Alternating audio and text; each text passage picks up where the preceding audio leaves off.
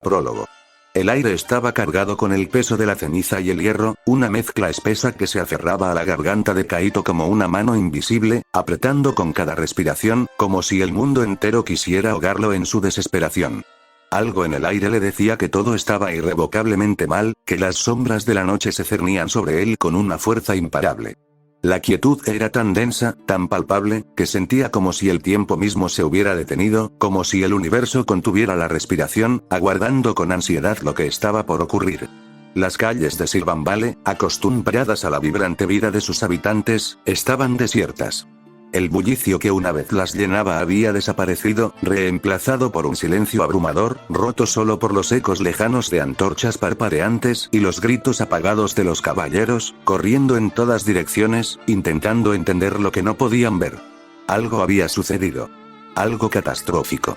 Kaito lo sentía en la pesada presión del aire, en el latido acelerado de su corazón, en la forma en que sus pies parecían hundirse en el suelo con cada paso hacia su hogar. No era el humo que se elevaba desde el centro de la ciudad lo que lo había hecho correr. No eran las explosiones que retumbaban en la distancia, reverberando como truenos bajo una tormenta invisible. No. Había sido esa sensación, esa punzada inconfundible en su pecho, como si un hilo invisible tirara de él, guiándolo hacia atrás, hacia su hogar, hacia lo que alguna vez fue un refugio. Un refugio que ya no existía. Su padre estaba allí. Su padre, siempre presente, siempre dispuesto a darle fuerzas con una sonrisa, con una palabra de aliento. Su padre, que le había prometido que en su cumpleaños número 12 le enseñaría un hechizo nuevo, uno único, uno que solo los Kurogawa podían dominar, un secreto antiguo, un legado que debía ser transmitido con la misma solemnidad con la que se cuidaba una reliquia. Pero cuando Kaito llegó a la puerta de su casa, el suelo pareció desmoronarse bajo sus pies. La puerta estaba abierta de par en par, las bisagras torcidas y arrancadas como si una fuerza sobrenatural hubiera irrumpido en su hogar, una fuerza que no respetaba nada. Dentro, la oscuridad era opresiva, casi tangible, interrumpida solo por los destellos de luz pálida que la luna filtraba a través de las ventanas rotas, creando sombras monstruosas sobre los muebles destrozados. El caos reinaba. Los objetos estaban esparcidos, los muebles destrozados, las paredes surcadas por profundos cortes, marcas que sugerían una violencia inimaginable, como si algo salvaje y primitivo hubiera arrasado con todo. En el centro de la habitación, rodeado de escombros y manchas oscuras que Kaito no se atrevió a reconocer, yacía su padre.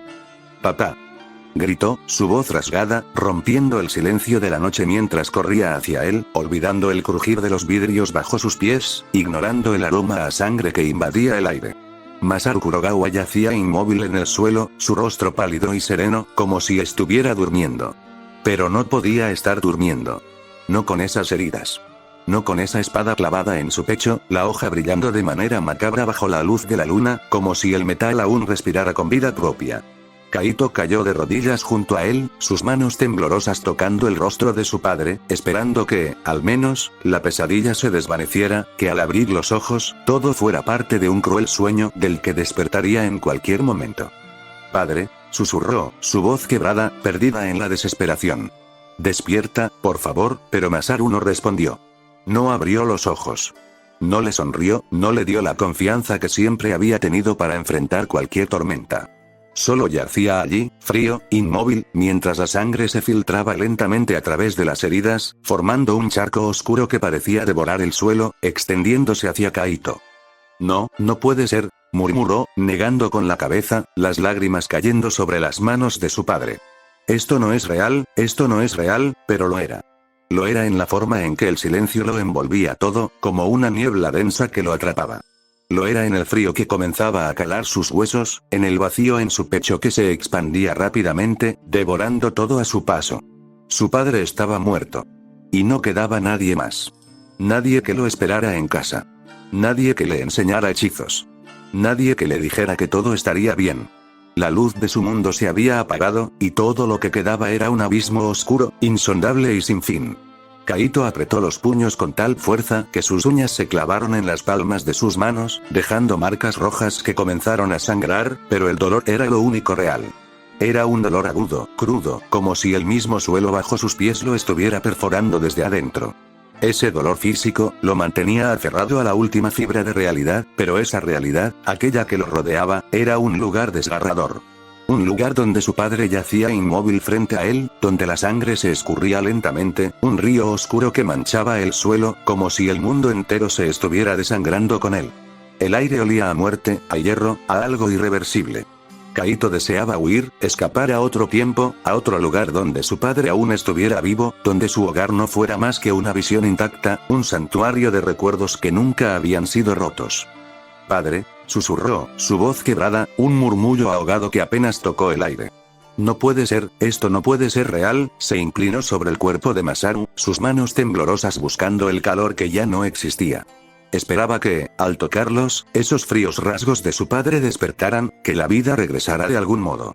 Pero la piel de Masaru estaba demasiado fría, demasiado rígida, como si la misma muerte hubiera sellado su existencia. Los ojos de su padre, esos ojos que siempre irradiaban confianza, sabiduría y amor, estaban cerrados para siempre. Kaito sintió un vacío profundo en su pecho, un abismo que se abría dentro de él, expandiéndose con cada respiración hasta que nada quedaba, solo una oscuridad infinita. Las lágrimas caían incontrolablemente, pero no eran suficiente para apagar el fuego que ardía dentro de él, ni para mitigar el dolor que lo recorría de pies a cabeza. Se sentó a su lado, el llanto desgarrando su alma mientras sus manos buscaban algo que le diera una razón, algo que justificara esta pesadilla. «¿Por qué?», gritó, su voz quebrándose en un sollozo gutural. «¿Por qué te fuiste? ¿Por qué me dejaste solo? No es justo. No es justo». Golpeó su pecho con los puños, una y otra vez, como si pudiera arrancar el dolor, deshacer el vacío que lo devoraba. Pero no se iba. No se iba, como una bestia que le arrancaba pedazo tras pedazo de su ser, que lo despojaba de su humanidad con cada suspiro. Miró alrededor, desesperado, buscando alguna señal, alguna pista que le dijera que todo esto era un error, que su padre no estaba muerto, que todo sería como antes. Pero la casa estaba irreconocible. Las paredes estaban marcadas con profundas cicatrices, como si alguna fuerza oscura las hubiera desgarrado sin piedad. Los muebles, hechos trizas, y el suelo, cubierto de escombros y manchas oscuras, lo único que quedaba de un lugar que alguna vez estuvo lleno de vida. «¿Quién?», murmuró, la voz quebrada, llena de una mezcla de dolor y desesperación. «¿Quién hizo esto? ¿Quién te mató?». El silencio fue su única respuesta. Un silencio pesado, tan denso que parecía que el mundo entero estaba conteniendo la respiración, esperando. Como si el universo mismo estuviera observando, esperando a ver qué haría él. ¿Qué haría Kaito frente a lo irremediable? Con esfuerzo, se levantó. Sus piernas temblaban, como si todo su cuerpo se hubiera quebrado por dentro, pero una nueva sensación lo impulsó. Algo comenzó a surgir en lo profundo de su ser, algo oscuro y ardiente. Algo que no había conocido nunca antes, una chispa de furia que lo consumió con una fuerza inesperada. No era solo dolor lo que sentía, no era solo desesperación. Era algo más. Algo antiguo, algo profundo, algo que había estado esperando dentro de él, oculto bajo capas de inocencia y amor filial, ahora despertando con furia incontrolable. Y por primera vez, Kaito comprendió que ya nada sería igual. En el suelo, cerca de la puerta, algo llamó su atención. Un trozo de tela, negra como la misma oscuridad, descansaba sobre el frío suelo, su presencia destacando entre los escombros. Kaito lo recogió con manos temblorosas, el sudor frío recorriéndole la frente mientras apretaba la tela, como si pudiera arrancar respuestas de ella. El símbolo bordado en oro era extraño, intrincado, como un ojo rodeado de llamas, sus contornos afilados y misteriosos. No lo reconocía, pero algo en lo profundo de su ser le decía que nunca podría olvidarlo. Que, de alguna manera, ese símbolo estaría marcado en su alma, y su significado, aunque ahora desconocido, lo perseguiría por siempre. ¿Quién?, repitió, esta vez con más fuerza, su voz rasgada, llena de una furia creciente que comenzaba a arder con furia dentro de su pecho. ¿Quién estuvo aquí? ¿Quién te hizo esto? Sus ojos se desviaron hacia el cuerpo de su padre. En su rostro, Kaito no encontró la calma que solía verlo en otros momentos. La serenidad que esperaba ver en Masaru había desaparecido, reemplazada por algo más sombrío, algo que ya no pertenecía a este mundo. El pecho de su padre estaba roto, no solo por la espada, sino por la evidencia de lo que había sucedido antes. No fue una muerte rápida, ni limpia. Fue una lucha desesperada, y Kaito podía sentirlo en el aire, en las cicatrices invisibles que la casa dejaba en el corazón. El vacío que lo invadió no era solo dolor, sino una oscuridad cruda que se extendió por cada rincón de su ser. Aquello era más que una pérdida, era una fractura que ya nada podría curar. Te encontraré, susurró, su voz baja, pero con una determinación inquebrantable que brotaba desde lo más profundo de su ser. No importa cuánto tiempo me lleve, no importa lo que tenga que hacer, te encontraré. El dolor seguía ahí, en su pecho, pero ya no era el mismo. Ya no era solo la angustia por la pérdida de su padre. Era más. Era algo más oscuro, más profundo, algo que se había forjado en la llama del sufrimiento. Su dolor se había transformado, se había convertido en rabia. En un fuego oscuro que comenzó a arder en su interior, alimentado por el recuerdo de la brutalidad de esa noche, por cada gota de sangre derramada, por cada lágrima que había caído en el suelo junto a su padre. Te haré pagar. Cada lágrima, cada gota de sangre, cada día que pasé sin él a mi lado. No descansaré hasta que paguen. Su voz ya no temblaba. Ya no había vacilación, solo una furia imparable. Su corazón, marcado por la pérdida, ya no dudaba. Y cuando lo hiciera, cuando encontrara a los responsables, no habría piedad. Solo venganza.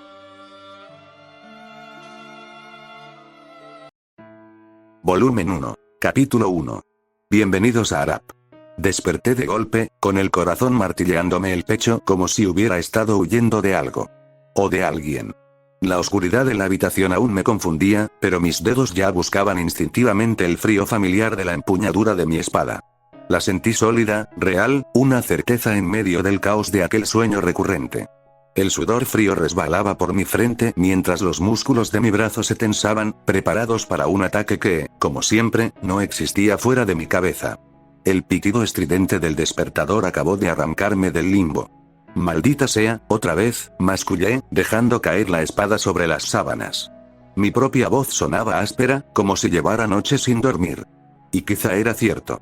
Froté mis ojos con fuerza, como si pudiera borrar las imágenes que se aferraban a mis párpados. El rostro de mi padre, la sangre expandiéndose sobre su camisa, la hoja de aquella espada clavada en su pecho, basta. La palabra salió de mis labios como un latigazo, cortando el hilo de esos recuerdos que siempre se enredaban en mi garganta. No era el pasado el que me perseguía, era yo quien no sabía soltarlo. Me incorporé de un salto, sintiendo el peso de cada músculo, cada cicatriz que me recordaba que estaba vivo. ¿O solo sobreviviendo? La pregunta me rondaba cada mañana, pero hoy la ahuyenté con más fuerza. Mi mirada se posó en el uniforme escolar colgado junto a la ventana. Un blazer azul oscuro con ribetes dorados, impecable, casi irónico. Ahí estaba, doblado con una perfección insultante sobre la silla, como un trofeo que no había ganado. ¡Qué bonita fachada!, solté con una risa seca. Aquello no era un simple uniforme, sino un disfraz para un teatro donde todos fingían normalidad. ¿Cuántos de nosotros escondíamos cicatrices bajo esas telas caras? Me acerqué y rocé la tela con los dedos, demasiado suave, demasiado perfecta. Impresionante, sí, murmuré. Aunque no sé qué da más vergüenza, el precio de esta cosa, o el hecho de que me quede bien. Me lo imaginé. Kaito, el huérfano de las calles del Distrito Rojo, ahora engalanado como un príncipe de pacotilla. Si mis antiguos compañeros me vieran, la risa que escapó de mí sonó a hiel. Ascender en el mundo, decían.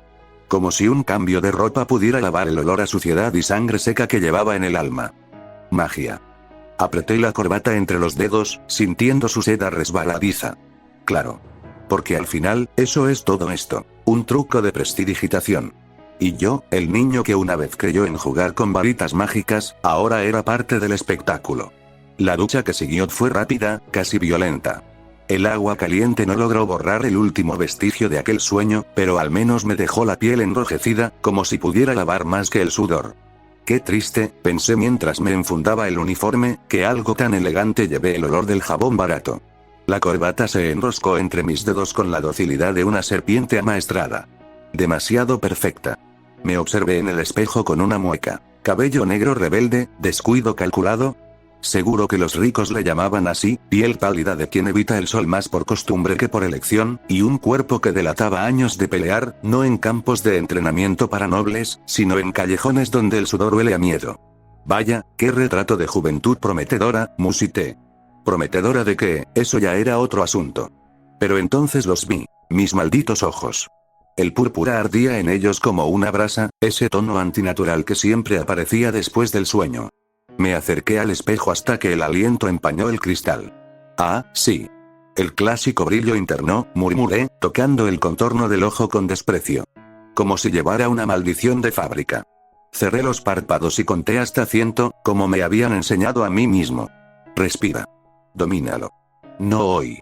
Cuando los abrí de nuevo, solo quedaba el negro habitual. Mejor. Aunque solo sea otra mentira. Una última revisión en el espejo. El blazer impecable, la corbata recta, la sonrisa segura. Perfecto para el primer día de clases, me dije mientras salía del baño.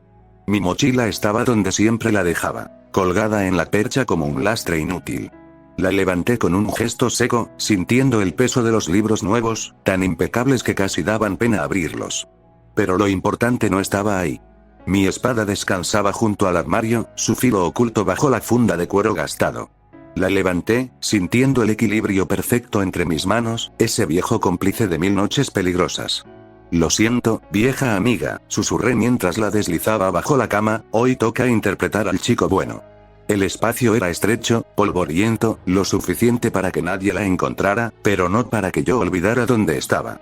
Salí de mi habitación y cerré la puerta de mi cuarto sin mirar atrás. El desayuno ni siquiera se me pasó por la cabeza, el sueño, los ojos, el uniforme, todo se había acumulado en mi garganta como un nudo de asco. Quizá más tarde. O quizá no. Las calles olían a pan recién horneado y flores de mercado.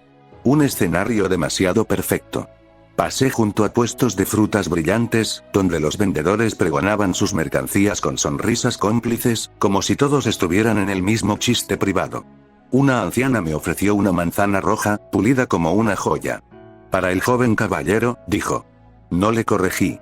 Por alguna razón, esa normalidad falsa o no me alivió. Aquí no había sangre en las esquinas, ni susurros de amenazas entre sombras. Solo gente que creía en cosas sencillas. Que el sol saldría mañana, que los monstruos no existían, que un chico con blazer azul era alguien respetable. Mis hombros se relajaron sin permiso. El murmullo de la gente, el trajín matutino, incluso el idiota de la esquina que tropezó con su propio perro. Era absurdo. Era mundano. Era normal. Qué fácil sería creerlo, pensé, metiendo las manos en los bolsillos. El viento llevaba el sonido de una campana lejana, la señal de que la academia comenzaría pronto. Y yo, sin espada, sin hambre, pero con una sonrisa perfectamente ensayada, seguí caminando. El pavimento bajo mis pies se volvió más liso, más pulido, como si las propias calles supieran que se acercaban a algo importante. Los puestos de mercado y el bullicio de la gente empezaron a diluirse, reemplazados por jardines perfectamente recortados y farolas de bronce que brillaban con un fulgor demasiado dorado para ser natural. Claro, hasta las lámparas tienen que ser especiales aquí, pensé, apretando el paso. Y entonces, las vi. Se alzaban ante mí como un muro entre dos mundos. Las murallas de Éteris, gigantescas, imponentes, talladas con runas que parecían latir bajo la luz del amanecer. No eran simples piedras, eran una advertencia. Lo que hay más allá no es para cualquiera. Me detuve, clavando los ojos en la estructura. El portón principal, flanqueado por estatuas de caballeros con espadas alzadas y magos con bastones fulgurantes, se abría como las fauces de un dragón. Bienvenido al corazón del reino, Kaito, me burlé mentalmente. La Academia Real de Arcanos y Blades Arap. El nombre resonaba en el aire como un hechizo, pesado y cargado de historia. La cuna de héroes, el crisol donde se forjaban los elegidos. Desde aquí, apenas podía distinguir las torres más altas del complejo, sus agujas perforando las nubes como si desafiaran al cielo. Era colosal. Era arrogante. Era exactamente el tipo de lugar que odiaba admirar. Me quedé ahí, plantado como un idiota, mientras el mundo a mi alrededor seguía moviéndose con esa urgencia ridícula de quienes creen que 5 minutos pueden arruinar sus vidas.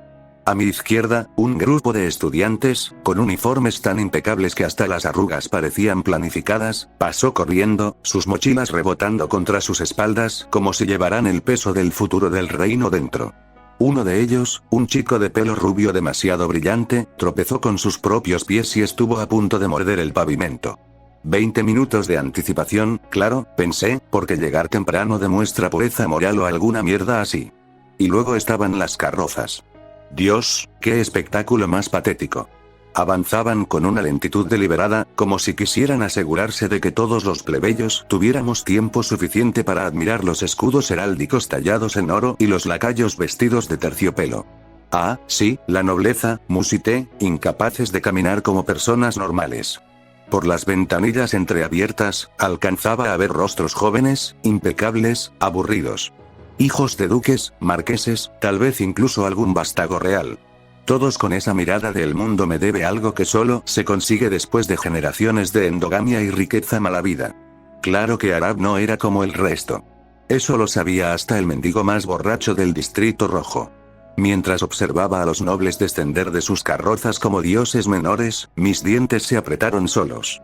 Pero no podía negar la verdad. Esta academia era el único lugar del reino donde el dinero compraba, como mucho, un asiento en la última fila. El 15% de los estudiantes eran aquí por sus apellidos dorados. El otro 85% éramos los que habíamos sangrado por entrar. Qué tierno, pensé, hasta los corruptos tienen sus límites. Y entonces, lo recordé. El talento no bastaba. La habilidad con la pluma o la destreza con la espada eran apenas la entrada, el mínimo indispensable. Para entrar en Arab, había que demostrar algo más que fuerza o inteligencia. Había que probar que estabas dispuesto a cruzar el umbral del sufrimiento y seguir caminando, aunque el cuerpo y la mente se quebraran en el proceso. Las pruebas de ingreso no eran difíciles. Eran crueles. 12 horas. 12 horas de examen escrito sin descanso, sin agua, sin un solo bocado de comida que engañara al estómago. Una única salida al baño, como si concederla fuera un acto de misericordia. No era una evaluación del conocimiento, era una guerra de resistencia. Problemas de estrategia militar que te obligaban a tomar decisiones que condenaban a ejércitos imaginarios. Teoría arcana tan compleja que parecía escrita para quebrar mentes. Historia del reino con preguntas diseñadas para retorcerse sobre sí mismas y confundir incluso a los eruditos. Lógica. Geometría aplicada a la magia de combate. Y cada vez que creías haber terminado, cada vez que levantabas la vista creyendo haber vencido, otra hoja aparecía frente a ti. Otra y otra más, como si los examinadores disfrutaran viéndonos ahogarnos en la desesperación. Las lágrimas eran comunes. Había quienes sollozaban en silencio, con los labios apretados para no llamar la atención. Otros temblaban, sus plumas trazando líneas torpes mientras la fatiga les robaba el pulso firme. Algunos simplemente caían dormidos, desplomándose sobre sus hojas, rendidos ante la batalla. Nadie los despertaba. Nadie les daba una segunda oportunidad. Eran sacados de la sala sin ceremonia, sin miradas de consuelo, sin una palabra. Yo no fui uno de ellos. Y cuando al fin levanté la pluma, cuando mis dedos entumecidos amenazaban con no soltarla jamás, cuando mi cabeza latía como si un herrero hubiera estado forjando acero dentro de mi cráneo, entendí que lo peor aún no había terminado. Las pruebas físicas esperaban. Cualquiera que las viera desde afuera pensaría que eran una broma. Flexiones, abdominales, sentadillas, ejercicios simples, cosas que hasta un niño podía hacer. Lo que nadie te decía era cuánto tiempo las harías. Bajo el sol ardiente, sin sombra, sin agua, sin derecho a detenerse. Horas. Flexión tras flexión, hasta que los brazos se volvían de plomo. Abdominal tras abdominal, hasta que el dolor en el vientre se volvía un fuego constante. Sentadilla tras sentadilla, hasta que las piernas temblaban y amenazaban con colapsar. No importaba si tus músculos se desgarraban. No importaba si sentías que tu cuerpo gritaba por un respiro. Si te detenías sin permiso, estabas fuera. Recordaba a un chico a mi lado, más grande que yo, con músculos marcados como los de un guerrero experimentado. Cayó al suelo en la segunda hora de flexiones. Lo sacaron sin decir una palabra. Por supuesto no eran pruebas para evaluar la fuerza. Eran pruebas para ver quién estaba dispuesto a soportarlo todo. Quién seguiría adelante cuando todo en su cuerpo gritaba que se detuviera. A otro, un noble que seguramente había pagado un tutor personal para prepararlo, lo vi suplicar con la voz rota cuando sus piernas cedieron en las sentadillas. Le dijeron que se largara. Y entonces, cuando los últimos aspirantes cayeron de rodillas, cuando los músculos de todos temblaban como si fueran a desgarrarse en cualquier momento, cuando creíamos que habíamos sobrevivido, nos dijeron la verdad. «Felicidades», dijo un examinador con voz seca, sin rastro de elogio. «Han completado el calentamiento». Algunos soltaron risas nerviosas, esperando que fuera una broma. No lo era. Nos señalaron la montaña que se alzaba ante nosotros, un monstruo de piedra y tierra que devoraba el horizonte con su cima oculta tras nubes densas. La orden fue clara: 4 horas. 4 horas corriendo sin detenernos, subiendo por senderos traicioneros, esquivando raíces y piedras que amenazaban con hacernos caer. El infierno que habíamos soportado hasta ahora no era nada en comparación con lo que venía. La carrera comenzó sin piedad. Las piernas, ya resentidas por las sentadillas interminables, ardían con cada paso. El aire se volvió más denso, más cruel, como si se negara a entrar en los pulmones. Los pies golpeaban la tierra dura, levantando polvo que se pegaba a la piel sudorosa. A mi alrededor, uno a uno, los aspirantes comenzaron a caer. Algunos simplemente se desplomaban sin aviso, sus cuerpos incapaces de seguir adelante. Otros intentaban arrastrarse, estirando las manos en súplicas desesperadas hacia cualquiera que aún estuviera de pie. «Ayúdame», escuché una voz jadeante a mi lado. Un chico, su rostro cubierto de tierra y sudor, me miraba con los ojos inyectados de sangre. Solo un poco más, pero no me detuve. No porque no quisiera. No porque fuera cruel. Sino porque si me detenía, caería con ellos. Vi a otros hacerlo. Vi a compañeros que aún tenían fuerzas cargar a los caídos sobre sus espaldas, intentando llegar juntos a la cima. Ninguno lo logró. El peso extra los condenó. Los vi tropezar. Los vi caer. Los vi fracasar. Y yo seguí corriendo. Cada latido en mi pecho era un tambor de guerra. Cada inhalación quemaba como fuego líquido. Cada fibra de mi ser gritaba que me detuviera. Pero no lo hice. No podía. Cuando finalmente vi la cima, mis pasos se volvieron torpes, casi ciegos. No había gloria esperándome. No había un recibimiento triunfal. Solo una línea trazada en el suelo de piedra y un examinador observándonos con expresión impasible. Crucé la meta y, en ese instante, mi cuerpo decidió por mí. Me desplomé. Caí de espaldas sobre la roca fría, sintiendo como mi aliento se escapaba en jadeos rotos. Los brazos no respondían. Las piernas eran de plomo.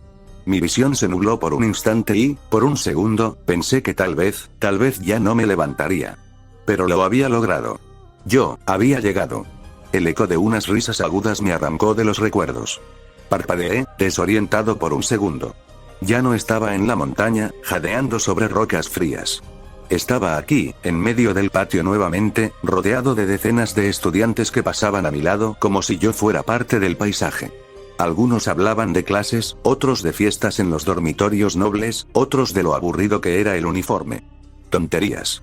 ¿Qué diferencia?, murmuré, ajustándome el blazer con un gesto automático. Antes luchábamos por no morir.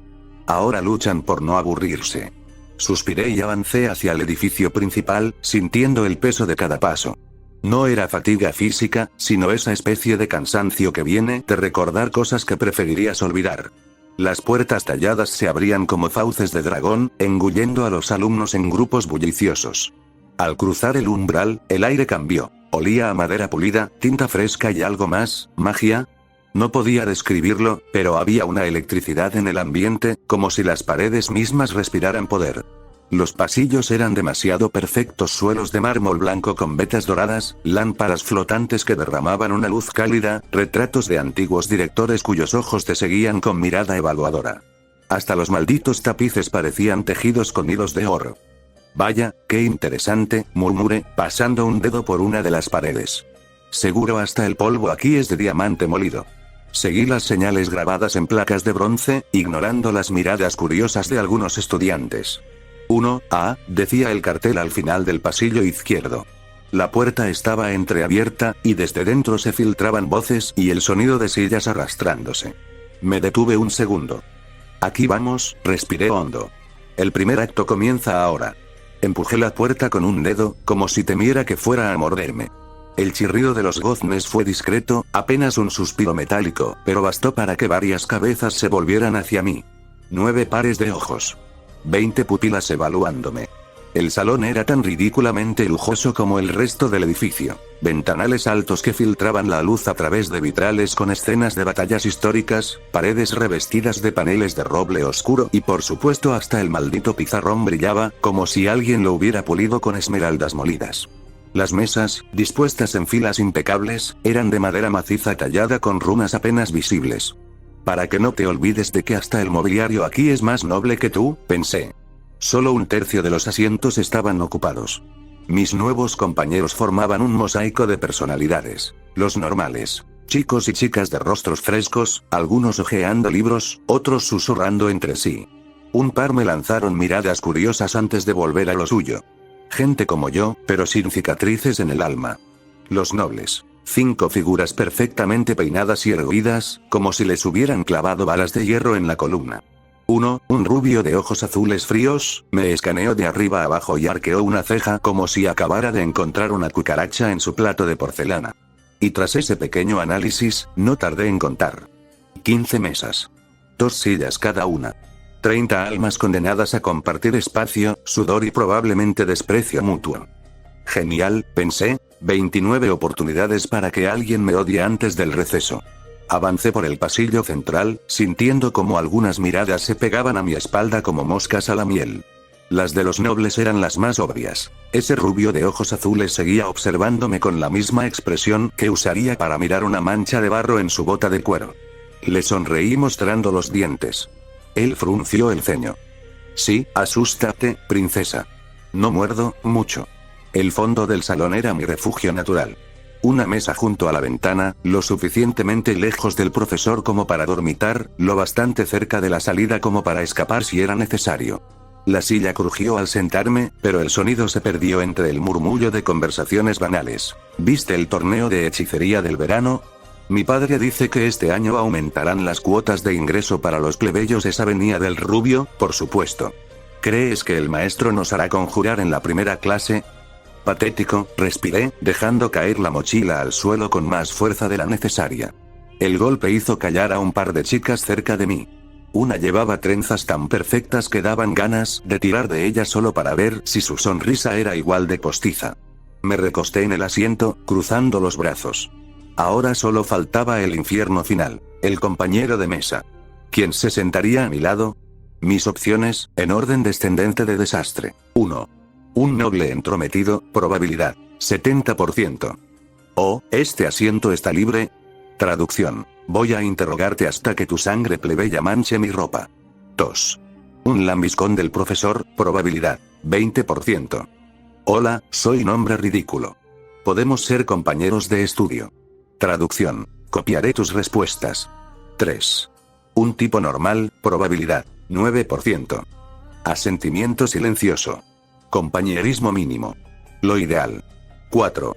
El vacío existencial, probabilidad, 1%. Por fin, soledad. Crucé los brazos y observé la puerta, como un preso esperando su sentencia. Cada estudiante que entraba era una posibilidad. Una chica de trenzas, no parece peligrosa. Un chico con gafas, ¿por qué todos aquí tienen cara de haber mamado plata desde la cuna? Un grupo de 3 que reían demasiado fuerte, mataría por unos tapones de oído. El salón se llenó como un vaso bajo un grifo defectuoso, lento, inevitable, y dejando siempre ese último espacio vacío que nadie quería ocupar. Una a una, las mesas fueron conquistadas por los nobles impecables, los estudiosos nerviosos y los inadaptados que, como yo, preferían el anonimato de las últimas filas. Hasta el rubio de ojos azules encontró su lugar en la primera fila, por supuesto, como si el solo hecho de respirar el mismo aire que el profesor lo hiciera más sabio. Y entonces, ocurrió el milagro. Solo quedaban 2 asientos vacíos en todo el salón. El mío, es decir, el espacio a mi derecha, que yo defendía con la ferocidad de un dragón sobre su tesoro. El del profesor, que, considerando el retrato del director en el pasillo, un viejo con cejas tan pobladas que parecían albergar fauna silvestre, era probablemente un favor. ¿En serio?, murmuré, inclinándome hacia el ventanal como si pudiera consultar con los dioses a través de los vitrales. ¿El universo finalmente me da un respiro? Me imaginé comprando un boleto de lotería al salir. Números aleatorios, por favor. Sí, como mi suerte hoy. Tal vez hasta me atrevía a pedir café caliente en la cafetería sin que se volviera té frío en el trayecto. El mundo era un lugar lleno de posibilidades. Pero entonces, la puerta se abrió. Y todas mis esperanzas se desvanecieron como lágrimas en el infierno. Allí estaba ella. Una silueta esculpida en los sueños húmedos de los nobles. Cabello rojo como brasas al viento, piel de porcelana iluminada por los vitrales, y esos ojos violetas que parecían sacados de un poema cursi. Llevaba el uniforme con una rebeldía calculada, solo la camisa blanca y el moño azul, sin blazer, como si desafiara las normas solo por existir. Hasta sus pasos eran perfectos, ese ritmo tranquilo de quien nunca ha tenido que apresurarse en la vida. Mierda, maldije mentalmente. Justo lo que necesitaba. Una princesa de juguete. El rubio de la primera fila se enderezó como un perro oliendo carne fresca. Aquí vamos, pensé, preparándome para el inevitable lady nombre ridículo, qué honor. Que seguramente saldría de su boca de oro. Pero nadie dijo nada. La chica avanzó entre las mesas con la misma naturalidad con la que el sol atraviesa el cielo. No era el andar de los nobles esa mezcla de pavo real y tortuga con estreñimiento. Ningún saludo exagerado. Ninguna reverencia. Solo ese silencio, y miradas. Muchas miradas. De los nobles, de los plebeyos, incluso del tipo de las gafas que hasta entonces solo había mostrado interés en su libro de hechizos. ¿Qué diablos? Me incliné hacia adelante, estudiándola como si fuera un problema de estrategia. Algo no encajaba. Sí, caminaba como alguien que nunca había pisado un charco en su vida. Sí, su postura gritaba me criaron con cucharas de plata y sirvientes. Pero sus ojos, eran tranquilos. No esa falsa modestia de los ricos que juegan a ser humildes. No el desdén disfrazado de quienes te miran como si fueras un insecto interesante. Solo, normalidad. Como si estuviera pensando en el clima, o en qué comería después de clase, y no en cómo pisotear al prójimo. Imposible, murmuré. Nadie con ese aspecto es normal. Sus pasos no vacilaron.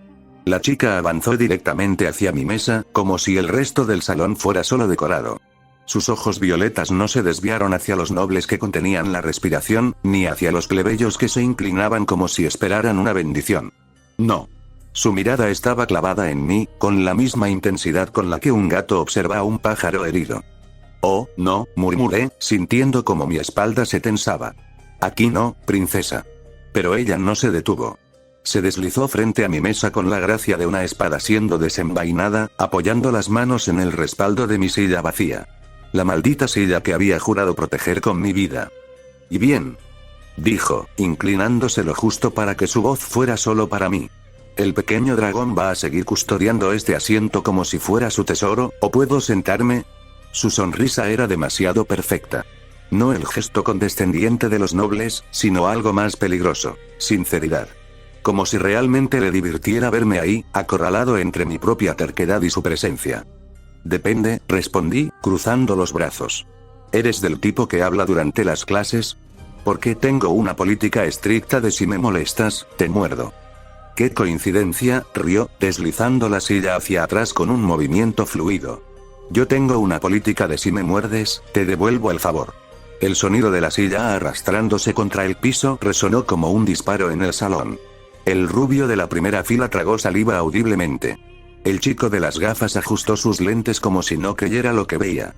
Kaito Kurogawa, dije, sin extender la mano. Miyuki Von Silparion, respondió ella, dejándose caer en la silla como si fuera un trono. Von Silparion. El apellido de la familia que gobernaba el distrito este. Sin embargo, el estruendo de la puerta golpeando la pared ahogó cualquier otra palabra. Todas las cabezas se giraron hacia la puerta, donde un hombre que parecía un huracán vestido de profesor se apoyaba contra el marco, jadeando levemente como si hubiera corrido hasta aquí desde el infierno. Buenos días, futuras decepciones familiares, anunció, arrojando un libro al aire con un gesto despreocupado. El volumen se abrió en pleno vuelo, liberando una explosión de chispas doradas que se arremolinaron formando letras en el aire. Profesor Alistair Dracot, exterminador de estúpidos y suplente temporal de magia aplicada. Mierda, murmuró el rubio de la primera fila, palideciendo como si hubiera visto un fantasma. Yo no lo culpaba. El tipo era un desastre andante. Cabello negro revuelto como si hubiera perdido una pelea con un vagabundo, camisa blanca arrugada y mal abotonada, ¿era sangre esa mancha marrón cerca del cuello? Saco de tweed que parecía haber sido usado como blanco de práctica de cuchillos, y unos pantalones negros que jurarías habían sido sacados de un basurero. Pero lo más impresionante eran sus ojos, un verde ácido que brillaba con el mismo entusiasmo de un niño a punto de prender fuego a algo. Ah, veo que ya se están haciendo amigos, dijo, clavando esa mirada en Miyuki y en mí. Von Silparion Y. El otro. Perfecto. Así cuando se maten entre ustedes, al menos será entretenido. Encantado de conocerme, murmuré. Dracot ignoró el comentario, o quizás lo archivó mentalmente para futuras represalias, y se paseó frente al pizarrón, donde las runas comenzaron a escribirse solas bajo sus dedos. Hoy, anunció, aprenderán la única lección que importa en esta maldita academia. ¿Cómo no morir en los primeros 5 minutos de un combate real? ¿Y los libros? Preguntó una voz tímida al fondo. El profesor sonrió por primera vez, mostrando dientes que no eran del todo humanos. Oh, no se preocupen, dijo, sacando algo de su bolsillo. Traje ayudantes visuales. Lo que arrojó al centro del salón no era un libro. Era un cráneo. Y empezó a hablar. Por fin. Rugió, sus cuencas vacías iluminándose con un fuego azul. Llevaba años esperando un público nuevo. Miyuki giró lentamente la cabeza hacia mí, sus ojos morados brillando con algo que podría haber sido diversión, u homicidio. ¿Sigues pensando que soy un problema aquí?, susurró. Ya no tanto, respondí, mientras el cráneo comenzaba a cantar una balada obscena en latín. Draycott se recostó en su escritorio, mirándonos como si fuéramos simple basura. Estoy seguro de que a sus ojos lo éramos. Bienvenidos a primer año, niños. Sin embargo, apenas se sentó, Draycott se enderezó de golpe, como si acabara de recordar algo entre el humo de su propia y segura incompetencia. ¿Ah, sí?, exclamó, arrojando un libro al cráneo parlante, que lo masticó con entusiasmo. El trabajo en equipo. La base de toda sociedad funcional, el corazón de esta prestigiosa institución, y otras mentiras reconfortantes que les harán vomitar antes de graduarse. Se paseó frente al pizarrón, donde las runas se reescribían solas, esta vez formando 3 palabras gigantes. No seas inútil, por tradición, continuó, lanzando una mirada que perforó a cada estudiante. Los equipos se forman según compatibilidad mágica, resultados en las pruebas de ingreso y un análisis exhaustivo de personalidad para maximizar la sinergia. Hizo una pausa dramática. Pero como perdí los malditos informes en el baño de profesores entre botellas de whisky y lágrimas existenciales, sorpresa. Su compañero es quien tenga la desgracia de estar sentado a su lado. Un coro de gemidos recorrió el salón. El rubio de la primera fila, cuyo nombre probablemente era el algo impronunciable, palideció al mirar a su compañero de mesa. Un chico tan flaco que parecía un esqueleto con ansiedad. No se permiten cambios, añadió Draycott con un brillo siniestro en los ojos. A menos que su excusa sea quiero ser expulsado en mi primer día, en cuyo caso, adelante, mártires. El cráneo escupió el libro medio digerido y agregó con voz chirriante mientras reía. Regla 1. Si su compañero muere, reprueban. Regla 2. Si matan a su compañero, reprueban y escriben el informe de defunción.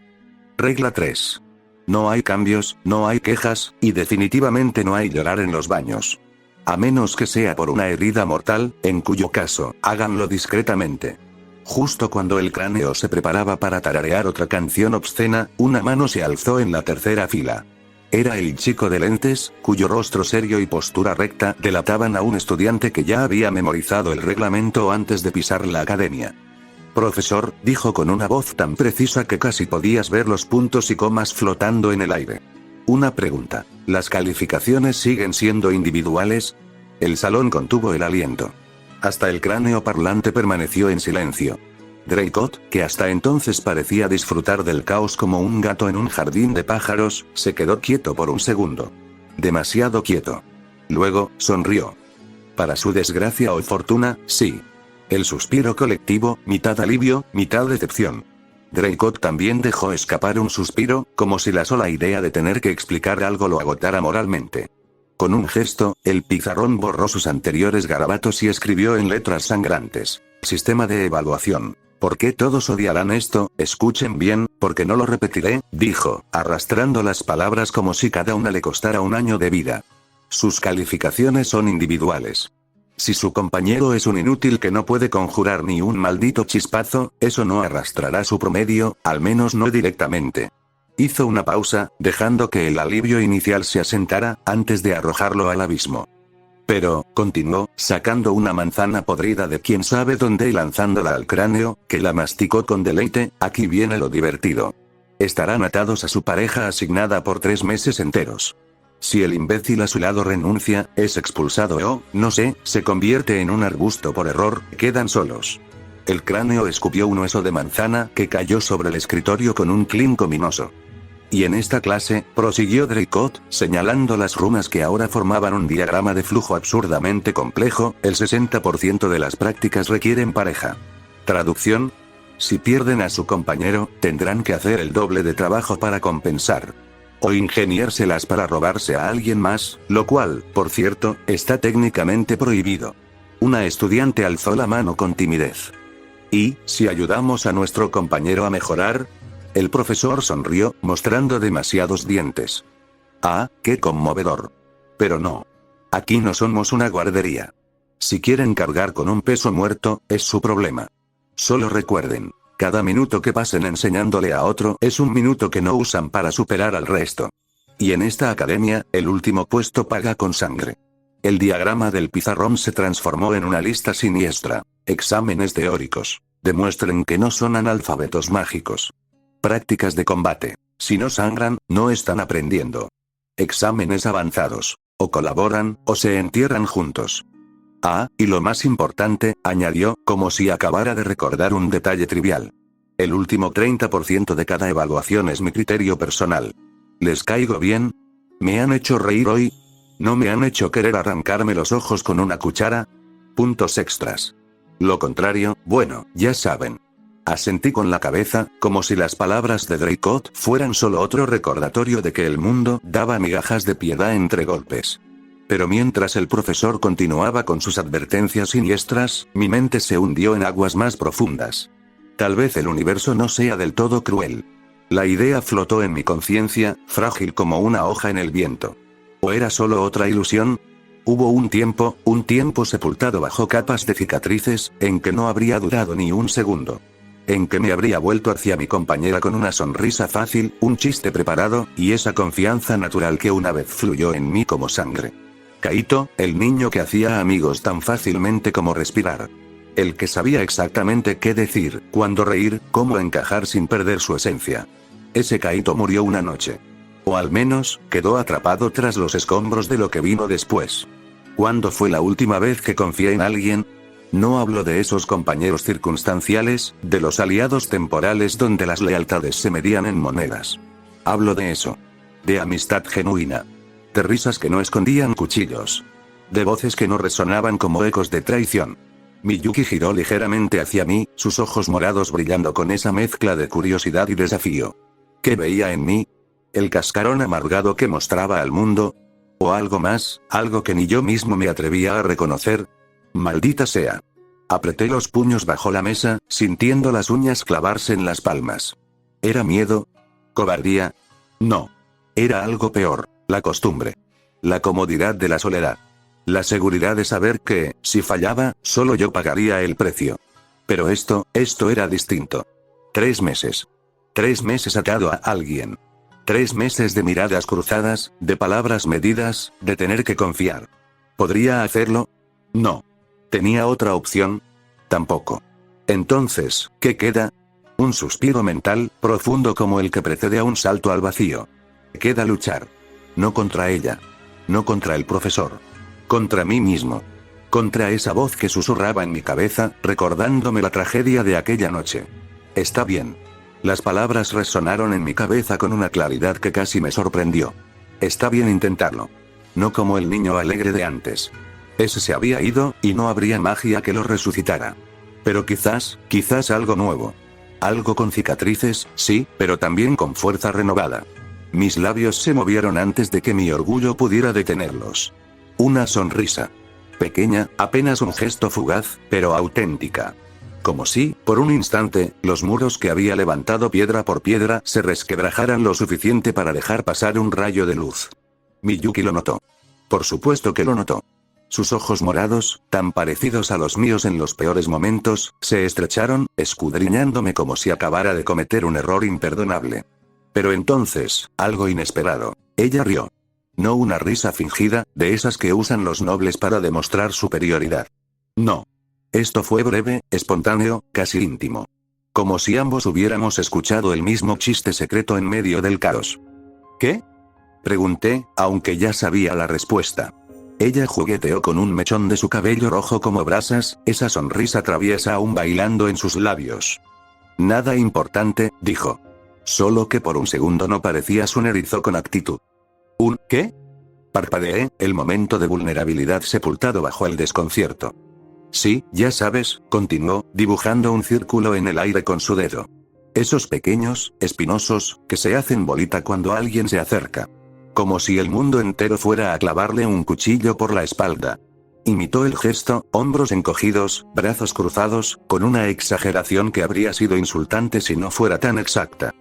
No me hago bolita, protesté, aunque mi postura encorvada en ese mismo instante me delataba. El dibujo que llegó a mi mente de forma involuntaria era irritantemente bueno, el animalito incluso tenía mis cejas fruncidas. Claro que no, asintió con falsa solemnidad. Tú solo tienes espinas estratégicamente colocadas. Muy diferente. Cerré los ojos y suspiré, como si pudiera expulsar toda esa incomodidad con un solo gesto. ¿Cuándo había perdido el control de esta conversación? Cuando abrí los párpados, Miyuki ya no sonreía con burla, sino con algo que casi parecía tranquilidad. Solo asegúrate de guardar esas espinas cuando estés cerca de mí, dijo, jugando aún con su mechón de cabello. No me gusta sacar astillas.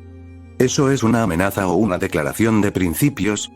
Pregunté, aunque ya sabía la respuesta. Ella ignoró el comentario, inclinándose hacia adelante con los codos sobre la mesa.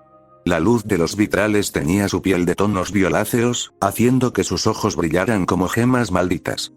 Escucha, Erizó, continuó, bajando la voz hasta que solo yo pudiera oír. Somos equipo ahora, como nos guste o no. Y ese profesor demente probablemente firma actas de defunción con más frecuencia que con nuestros futuros exámenes. Señaló discretamente a Draycott, quien en ese momento afilaba un lápiz con un cuchillo de caza mientras el cráneo parlante le susurraba algo al oído. Así que aquí está el trato, prosiguió Miyuki. Yo cuido tu trasero, tú cuidas el mío. El cual, para tu información, es bastante lindo. No querrás que un hechizo descarriado lo arruine, y si alguien pregunta, jamás use la palabra lindo para describirlo. ¿Acabas de? Sí. Y lo haré otra vez si no asientes como un buen compañero. Nos miramos fijamente, y por primera vez, no fue una batalla. Fue un pacto. Un te tengo mutuo que ni siquiera el profesor más sádico podría romper. Bien, dije finalmente, extendiendo una mano. Pero una condición. Si me llamas Erizó otra vez, te convierto en uno. De verdad. Ella estrechó mi mano con bastante presión, lo suficiente para demostrar fuerza, no para lastimar. Justo. Entonces yo elijo el color de tus espinas. ¡Bam! El profesor Draycott golpeó el escritorio con un estruendo que resonó como un trueno en el aula. Todos los murmullos cesaron de inmediato, incluyendo el último comentario sarcástico que estaba a punto de salir de mis labios. Incluso el cráneo parlante cerró su mandíbula con un chasquido metálico. Tiempo de juegos terminado. Anunció Draycott, pasando su mirada verde ácida por cada uno de nosotros como si estuviera evaluando cuánto tardaríamos en morir en su primera lección. Les he dado suficiente tiempo para hacer amiguitos y jurarse lealtad eterna. Ahora, es hora de entender por qué Arab no es una academia cualquiera. Se paseó frente al pizarrón, donde las runas se reorganizaron solas, formando ahora un símbolo complejo. Un ojo dentro de un pentagrama, rodeado de espadas cruzadas. En este reino hay docenas de escuelas para personas como ustedes, continuó, arrastrando las palabras como si le costara esfuerzo no llamarnos idiotas. Academias donde aprendices mimados levantan espadas o varitas y recitan versitos bonitos. Donde los exámenes son teorías inútiles y las prácticas son patéticas. Hizo una pausa, dejando que el silencio se volviera pesado. Arab no es eso. Arab es donde se forjan los mejores. Los que sobreviven. Y eso, golpeó el pizarrón con los nudillos, se debe a nuestro sistema de clasificación. Entrecerré los ojos, sintiendo como el peso de esas palabras se posaba sobre mis hombros. Aquí viene, pensé. La razón por la que soporté 12 horas de exámenes, montañas imposibles y un hambre que casi me vuelve loco. Draycott dejó que el silencio se extendiera, disfrutando de nuestra tensión como si se tratara de un vino caro. ¿Alguno de ustedes conoce el Ascendant Rank Battlefield Aptitude System? Preguntó, dibujando en el aire las letras ARBAS con un dedo que dejaba un rastro de chispas doradas. O, como lo llamamos los que no tenemos vida social, el sistema. Una mano se alzó en la mesa a mi izquierda, rompiendo el silencio expectante tras la pregunta. Era una chica de cabello blanco como la nieve que resaltaba sus facciones delicadas. Su uniforme estaba ajustado a la perfección, cada pliegue en su lugar, como si desafiara la idea misma del desorden. Demasiado perfecta para ser real. Se refiere al sistema que rige el reino, dijo con una voz clara, como cristal golpeando plata. Desde E- hasta S+. Dracot sonrió como un tiburón oliendo sangre. Por fin. Alguien que hizo la tarea, rugió. Continúa, princesa de hielo. Ilumínalos. La chica, que debía estar acostumbrada a los apodos condescendientes, ni siquiera pestañeó. Cada rango principal, E, D, C, B, A, S, tiene subdivisiones. Menos, neutro y plus, explicó, mientras sus dedos dibujaban en el aire los símbolos correspondientes. Una menos supera a un B+, pero está por debajo de una estándar. Y así sucesivamente. ¿Ejemplos? Interrumpió Dracot, disfrutando demasiado. Un mago de fuego B+, podría incendiar un edificio. Uno de A-, reduciría el mismo edificio a cenizas en segundos. La diferencia es exponencial. Exacto. El profesor aplaudió, haciendo que el cráneo parlante se uniera con una risa chirriante. Dracot se frotó las manos como un niño maníaco a punto de abrir un regalo sangriento. El sistema Arbas. Declaró, apuntando con el dedo al cielo como si se tratara de una entidad divina. Creado por esta misma academia hace 3 siglos, cuando nuestros fundadores se dieron cuenta de que fuerte y débil eran términos demasiado vagos para quienes juegan con fuerzas que pueden borrar ciudades. El pizarrón cobró vida, mostrando una pirámide invertida con los rangos. S+, en la cúspide, brillando con un aura dorada. E-, en la base, teñido de rojo opaco. No es solo una escala, idiotas, gruñó, lanzando un borrador que golpeó el escritorio del rubio. Es la ley no escrita del reino. El estándar que separa a los dioses de los mortales, a los útiles de la carne de cañón. El cráneo añadió con un graznido. Y lo más importante. Define cuánto te pagan por matar monstruoso a tus enemigos.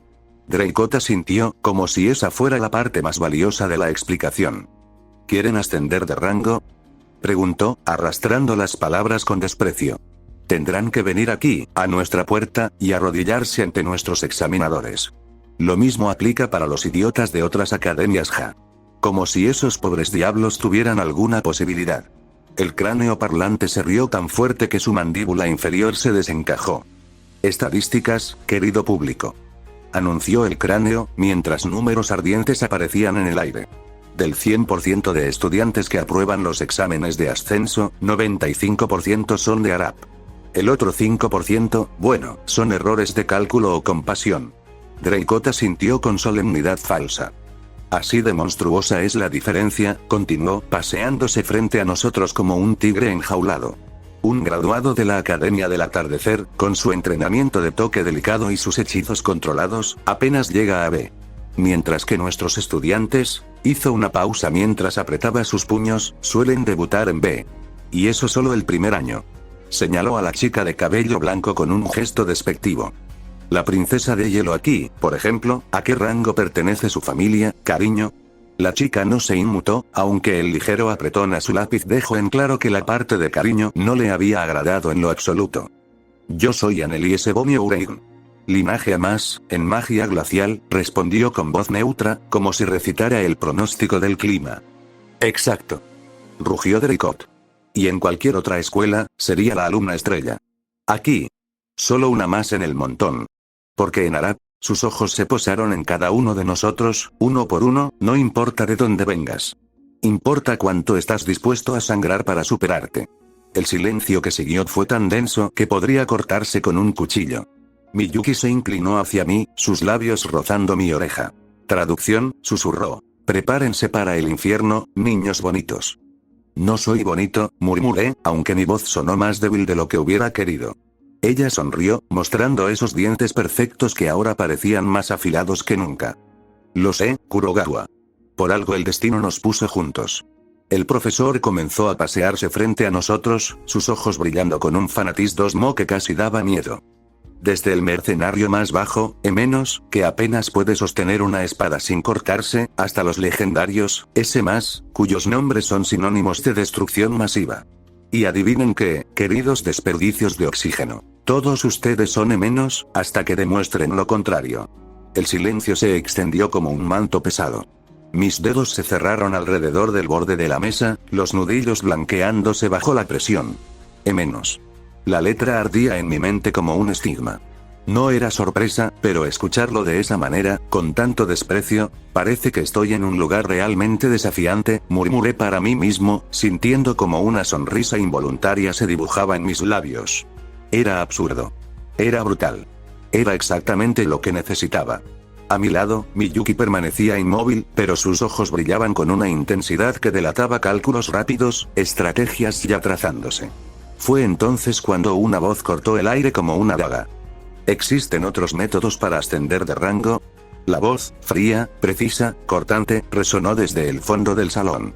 Todos los rostros se volvieron hacia su origen, incluido el de Draycott, que arqueó una ceja con interés renovado. La persona que había hecho la pregunta. Ella estaba sentada en su mesa, brazos cruzados, ojos cerrados, como si la conversación hasta ahora hubiera sido tan trivial que ni siquiera merecía su atención visual. Cabello negro azabache que caía libre y de forma perfecta hasta su cintura, piel pálida como la luna en invierno, y un uniforme impecable que, sin embargo, llevaba una sola modificación llamativa. Un brazalete de plata con runas grabadas que destellaban con un brillo inquietante. Su voz había cortado el aire, sí, pero su rostro seguía inmutable, ojos cerrados como si ni siquiera considerara digna de atención la escena a su alrededor. Sin embargo, tras unos segundos de expectante silencio, lo hizo. Primero fue apenas una rendija. Luego, los párpados se alzaron por completo. Y entonces lo vimos. Sus ojos no eran simples orbes oscuros. No. Eran abismos. Vacíos insondables que absorbían la luz a su alrededor. Tan oscuros y profundos que uno podría jurar haber visto movimiento dentro de ellos, como si algo, o alguien, los estuviera observando desde el otro lado. Un negro absoluto, sin reflejo, sin vida, sin compasión. Miró al profesor. No como el resto de nosotros. No con miedo, ni tensión, ni siquiera respeto. Lo miró como uno mira a una hormiga que ha caminado sobre su zapato. Fría. Objetiva. Inamovible. Draycott se congeló por un segundo. Breve. Casi imperceptible. Pero ocurrió. Yo lo vi. Y también vi la diferencia. No era arrogancia. No del todo. No ese tipo de soberbia hueca que muchos aquí ya proyectaban con sus títulos familiares y su herencia mágica. Era algo más peligroso. Confianza absoluta. Una certeza brutal y serena que solo puede forjarse bajo sufrimiento verdadero. Ella sabía de lo que era capaz. No lo presumía. No lo gritaba. Lo portaba. Como un cuchillo oculto bajo la manga. Entonces habló. Las pruebas de ascenso especiales, dijo con voz pausada, como si cada palabra fuera una moneda lanzada en un pozo oscuro, ¿siguen vigentes? Fue como si la temperatura de la habitación bajara de golpe. No literalmente. No mágicamente. Pero todos lo sentimos. Una opresión repentina que envolvió el aula como un humo invisible. Un estremecimiento que comenzó en la espalda baja y trepó por las vértebras hasta tensar el cuello. Y luego, el instinto asesino. Inesperado. Abrupto. Devastador. Un instinto asesino se derramó de ella como humo negro. No era magia. No era un hechizo. Era algo primitivo, algo que gritaba en mi médula. Huye. O morirás. Jodido infierno. El cráneo parlante se estremeció, rodando por el escritorio como si intentara escapar. Era un aura depredadora que se filtró en cada rincón del aula, aplastándonos contra nuestras sillas con el simple peso de su existencia. Algunos dejaron de respirar. Otros se aferraron al borde de sus pupitres con manos temblorosas. El rostro de Draco cambió.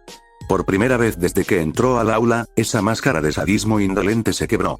Sus cejas, siempre arqueadas en burla o exasperación, se aplanaron. Su sonrisa, esa que nos recordaba constantemente cuán insignificantes éramos, desapareció. Chicos, dijo suavemente, sin apartar la mirada de la chica. Respiren. El rostro del profesor se volvió serio. No burlón. No altivo. Serio. Su sonrisa torcida desapareció como si nunca hubiera existido, y lo que emergió fue un hombre completamente distinto. Uno que no dudaría en matar a cualquiera en ese salón si fuera necesario. Y con esa transformación silenciosa, lo desató. La segunda explosión de instinto asesino. No fue un contraataque. Fue una declaración. Una ola invisible de destrucción barrió el aula como un vendaval que no tocaba nada, pero lo destrozaba todo por dentro. Lo sentimos en los huesos, en los nervios, en las partes de nuestra mente que todavía no sabíamos que podían quebrarse. Era sofocante, brutal, absoluto. Algunos se llevaron las manos a la boca, atragantados por una náusea súbita.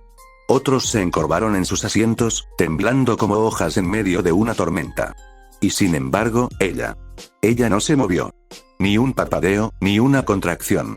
Como si ese infierno invisible no la alcanzara. O peor, como si ya viviera en uno peor.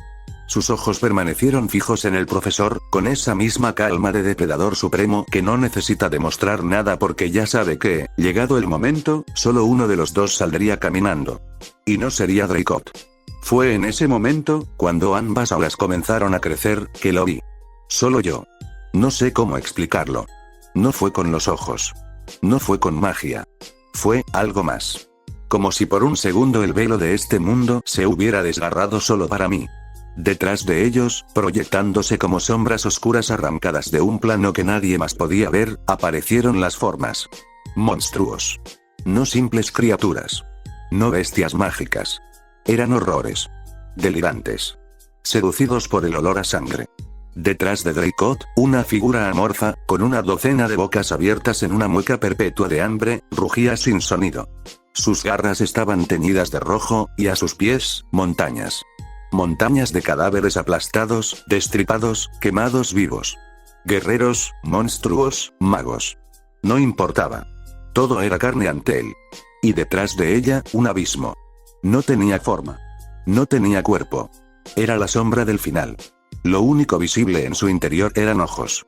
Cientos. Miles. Todos abiertos. Todos llorando sangre. Todos mirando, hambrientos, pacientes. Y bajo su sombra, cuerpos. Cuerpos de magos, de criaturas celestiales, de titanes y dragones.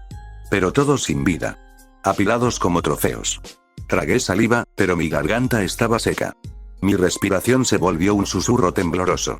Y supe, en lo más profundo de mi alma, que, si esas dos entidades se liberaban, no quedaría nada. Ni del aula. Ni de la academia. Ni de nosotros. Y, aún así, sus dueños seguían ahí. De pie. Uno frente al otro. En silencio. Como si esto, apenas fuera un saludo. Entonces, en medio de ese silencio denso que se había instalado en el aula como una mortaja invisible, ella habló de nuevo. Mi pregunta, dijo con voz suave, cortante como una hoja afilada deslizándose sobre seda. ¿Las pruebas de ascenso especiales siguen vigentes, o no? No fue un grito. Ni siquiera fue una exigencia. Fue una simple frase. Una reafirmación. Pero cada palabra resonó como una campanada fúnebre, un recordatorio de que esa calma aparente no era más que el borde de un abismo. Draycott no respondió de inmediato. La miró. La miró como un guerrero viejo reconoce a otro. Y entonces asintió. Lentamente. Sí, siguen vigentes, dijo al fin, su voz áspera, cargada con el peso de las implicaciones. Pero no están hechas para prodigios mimados ni para idiotas suicidas. Se giró un poco, como si ahora le hablara a toda la clase. Cualquier estudiante puede desafiar a otro bajo las condiciones adecuadas, prosiguió.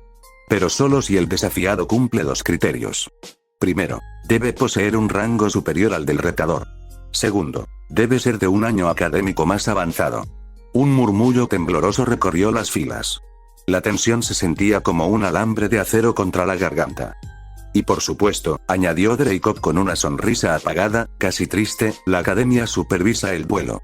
Esto no es un asesinato disfrazado de tradición. No se trata de acuchillar a alguien en los baños y reclamar su rango sobre su cadáver. Pausó. Luego su voz se volvió más seca. El combate debe ser formal, anunciado y evaluado por al menos 3 miembros del cuerpo docente.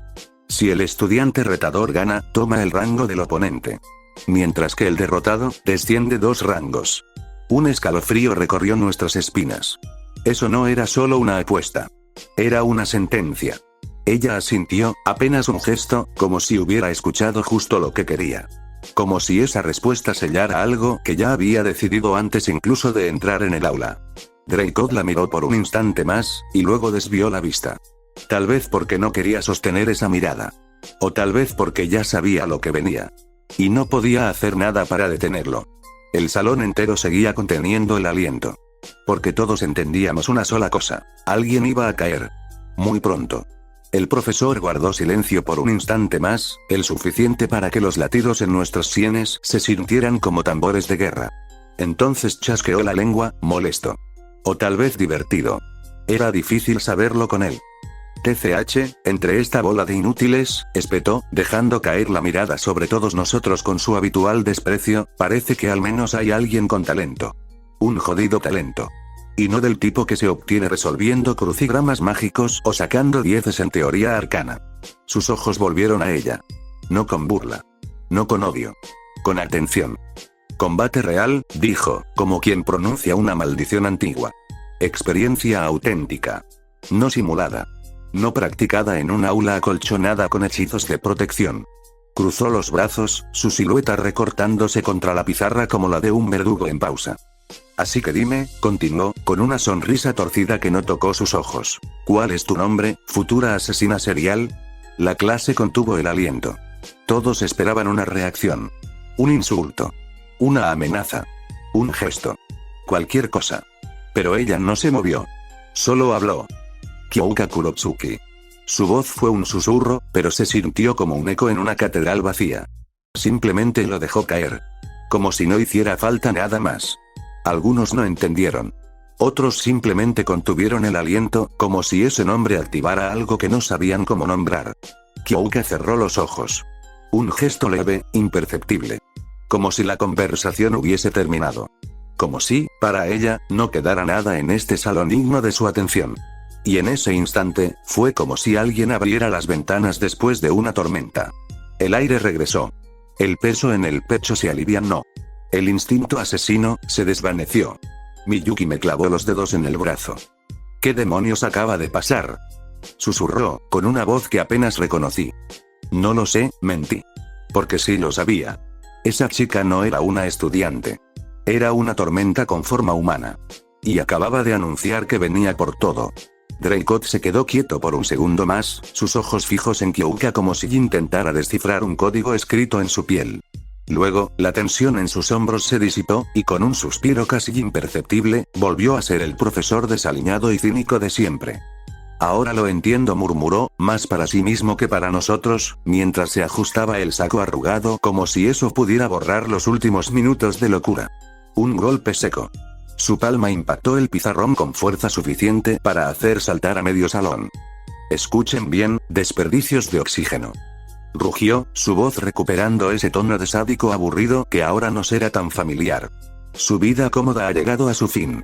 A partir de ahora, más les vale aprender a bailar con el infierno, o terminarán como carne molida antes de que acabe el primer año. Dreycott se acercó al escritorio, tomó al cráneo con una mano y lo apretó con fuerza, como si estuviera recogiendo a un gato mal portado. Su primer día de clases ha concluido, anunció, con una sonrisa que no prometía nada bueno. Ahora, váyanse. Regresen al basurero del que salieron. O a sus dormitorios. O al abismo. Me da igual. Mañana, empezamos en serio. Y entonces, sin más, arrojó el cráneo hacia la puerta. El objeto giró en el aire con un graznido de protesta, golpeó el marco con un sonido seco y cayó al suelo, donde rodó unos segundos antes de quedarse quieto. Eso dolió, maldito bastardo. Chilló el cráneo, su voz distorsionada por el impacto. Nadie se movió. Hasta que Kyouka se levantó. Lo hizo sin prisa, como si el resto de nosotros no existiéramos. Caminó hacia la puerta, pasó junto al cráneo sin siquiera mirarlo y salió del aula sin decir una palabra. Sus pasos no hicieron sonido alguno, pero todos la vieron irse. Todos sintieron el alivio cuando salió. Como si un verdugo hubiera dejado la habitación. Entonces el resto reaccionó. Los estudiantes se apresuraron a salir, algunos tropezando, otros empujándose en silencio, todos con la misma expresión de necesito estar lejos de aquí ahora. Miyuki no se movió de inmediato. Permaneció sentada, sus dedos aún aferrados a mi brazo como garras, la respiración entrecortada pero controlada. Cuando habló, su voz era un suspiro áspero, cargado de algo que nunca antes le había escuchado. Pura, cruda adrenalina. Maldita sea, Kurogawa, susurró, cada palabra saliendo entre dientes apretados. Acaban de soltar un puto monstruo en nuestra clase. Sus ojos brillaban con una luz febril. No era miedo. No era pánico. Era algo más primitivo, el instinto de una bestia que acaba de olfatear a un depredador más grande. Y lo peor de todo, ella lo había disfrutado. Lo vi en la manera en que su pecho se elevaba, en cómo sus pupilas se dilataban, en ese temblor apenas perceptible que recorría sus brazos. No como alguien aterrorizado. Como alguien que acaba de encontrar un rival digno. Esa aura, continuó, soltándome por fin para llevarse una mano al cuello, como si aún pudiera sentir las garras invisibles de Kyoka alrededor de su garganta. Era como si el aire mismo se hubiera vuelto veneno.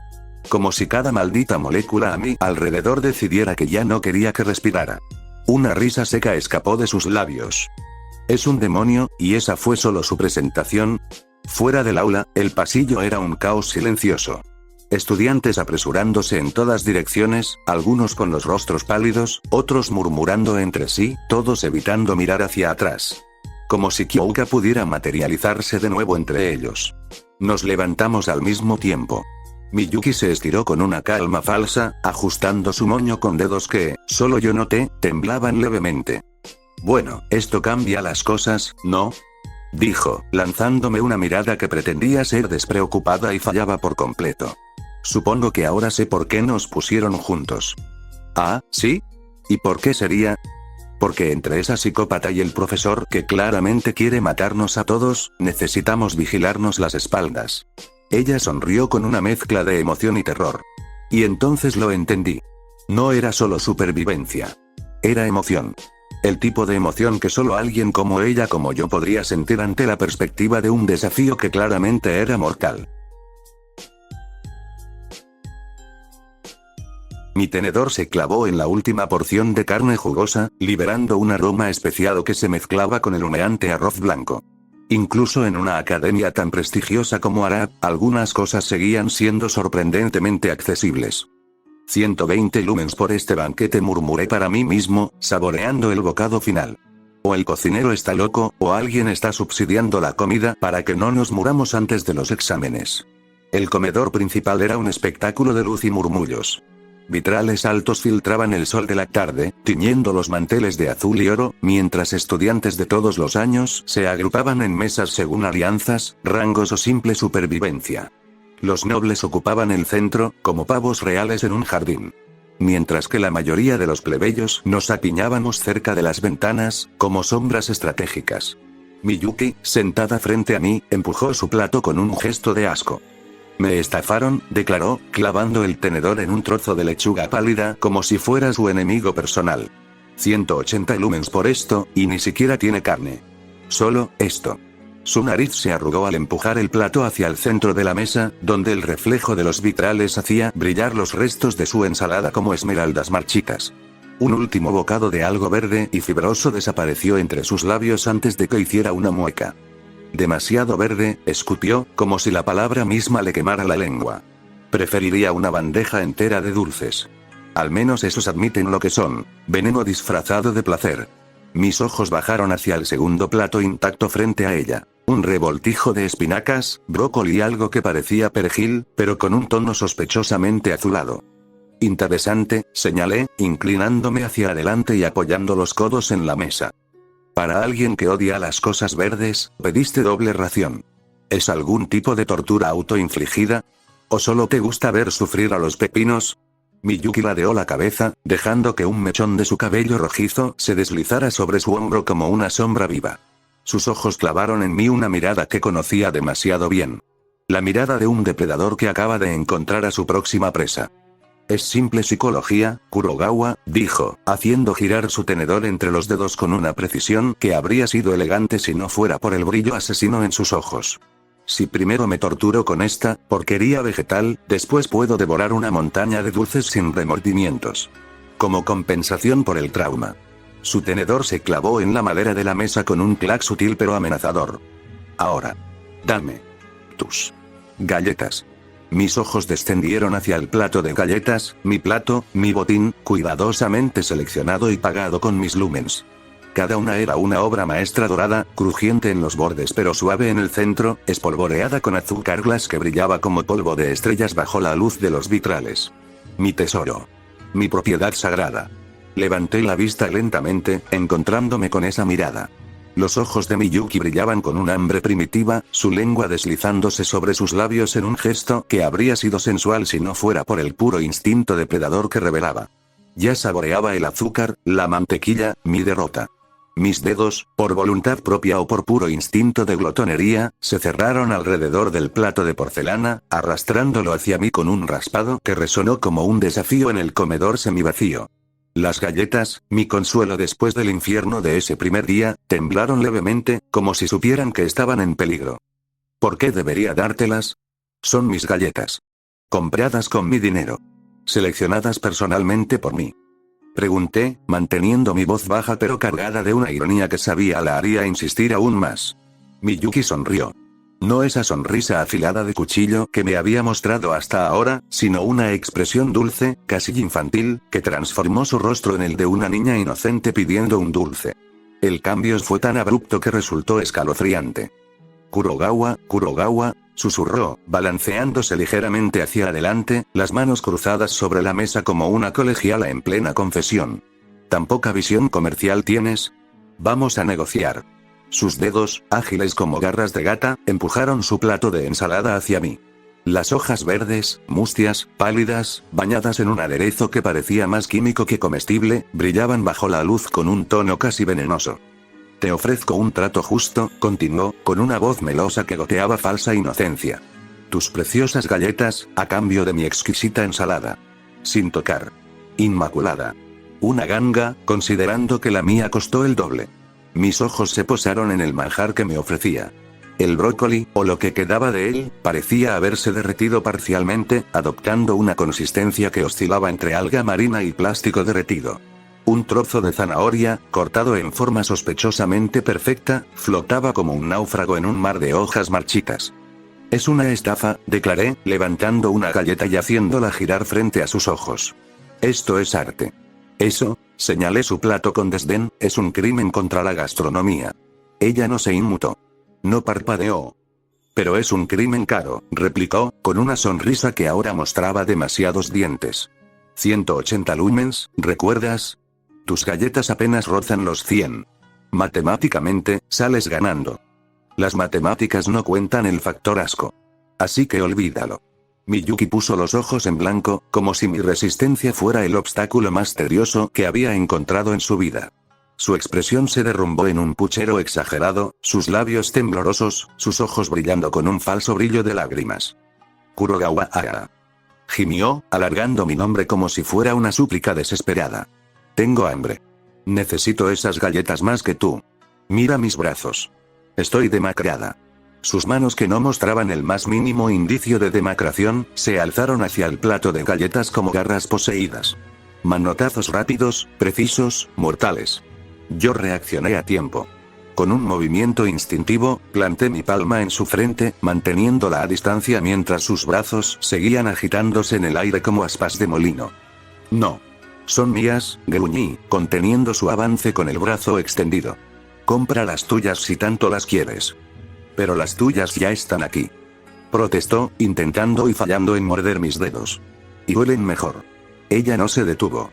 Siguió luchando como un animal salvaje. Lo sabía perfectamente, esto no acabaría hasta que ella tuviera mis galletas o hasta que yo me quedara sin un dedo. Y definitivamente, no quería llegar a lo segundo. Un suspiro profundo escapó de mis pulmones, cargado del peso de 1000 batallas perdidas antes de siquiera librarse. Retiré mi mano de su frente con la solemnidad de un general entregando su espada. Primera y última vez, Bon Silparion, dije, deslizando el plato hacia ella con la lentitud de un condenado caminando al cadalso. Si quieres más, róbale a otro idiota. El sonido de la porcelana al rozar la madera, suave, definitivo, marcó el fin de mi resistencia. Miyuki se congeló.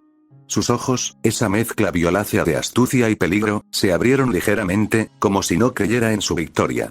Sus manos, que hasta hace un segundo arañaban el aire con furia felina, se detuvieron a medio camino, temblando levemente. ¿En serio?, preguntó, con una voz que se había visto reducida a algo casi frágil. Asentí, cruzando los brazos. No me hagas arrepentirme. Entonces ocurrió. Algo hermoso, floreció en su rostro. Una sonrisa infantil, inocente, pura y verdaderamente alegre. Era como si le acabara de hacer el mejor regalo de toda su vida. Gracias. Exclamó, atrapando el plato con ambas manos como si temiera que fuera a desaparecer. Prometo no olvidar este acto de caridad cuando tenga que decidir si salvarte o no en el futuro. Con una devoción que rayaba en lo religioso, se lanzó sobre las galletas. El primer mordisco hizo que sus ojos se cerraran en éxtasis.